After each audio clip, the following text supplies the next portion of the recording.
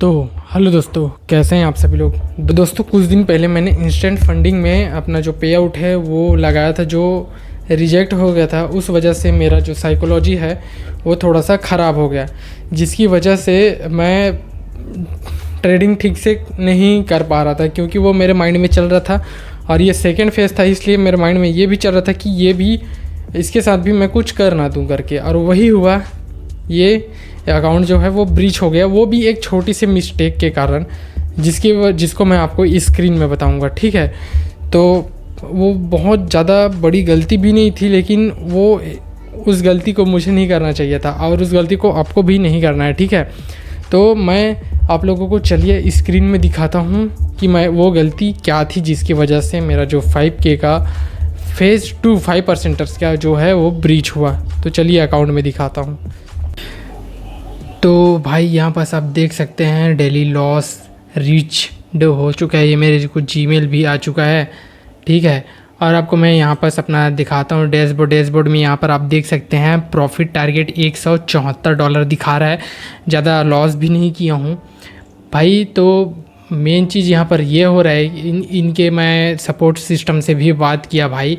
इन लोगों ने मेरा जो प्रॉफिट है उसको भी जोड़ के, ये एक इक्विटी बेस्ड अकाउंट था, ठीक है। मतलब 5% इक्विटी बेस्ड अपना जो अकाउंट है वो देता है, ठीक है। और ज़्यादा लॉस भी नहीं था, यहाँ पर आप देख सकते हैं। और 5% तो बिल्कुल भी नहीं था। अगर प्रॉफिट को ना ऐड करूँ तो ये 5% नहीं है। पहले मैं खुद प्रॉफिट बना चुका था, तो प्रॉफिट और जो 5% था वो दोनों ऐड होकर भाई मतलब $300 के ऊपर जा रहे थे, ठीक है। तो मैं सोचा भाई मेरे पास इतना अभी है, तो मैं थोड़ा सा एक आध दो ट्रेड और ले लेता हूँ, तो क्या ही जाएगा करके। और उसमें इन लोग दिखा भी रहे थे, तो मैंने ट्रेड लिया। और फिर इन लोगों का कहना है कि 5% मतलब 5%, चाहे आप अपना प्रॉफिट का भी अगर लॉस करेंगे 5% बनाने के बाद, तो भी आपका जो अकाउंट है वो ब्रीच हो सकता है भाई। मेन थिंग ये है, ठीक है। और आप बिगनर हैं तो इस 5%ers की ओर बिल्कुल भी मत जाना, ठीक है। तो ये आप देख सकते हैं यहाँ पर अपना जो ये कल का ट्रेड भी देख सकते हैं, ठीक है। हाँ, मैं समझ रहा हूँ कि गलती मेरी है कि मुझे ध्यान देना चाहिए था। यहाँ पर 22 सितंबर का देख सकते हैं, कल ओवर ट्रेड भी हो गया था। अभी कुछ मार्केट अभी चौपी भी है, और मेरा क्या है कि पे आउट भी रुक गया था ना, इस वजह से मेरा माइंड थोड़ा ख़राब भी हो गया था। ये इंस्टेंट फंडिंग का पे आउट रुक गया था इस वजह से। तो इसमें क्या है देख सकते हो आप, बार बार वहीं पर ये ट्रेड जा रहा था, ठीक है। यहाँ पर आप देख सकते हैं, यहाँ के आसपास ये 22 है, तो ये वाला पूरा ये ऊपर का पूरा ये ट्रेड अगर मिलाओगे तो $255 होगा, प्लस माइनस करोगे तो टोटल। तो भाई 5% के हिसाब से ये जो है अकाउंट ब्रीच हो चुका है, 5% रूल के अकॉर्डिंग ब्रीच हो चुका है।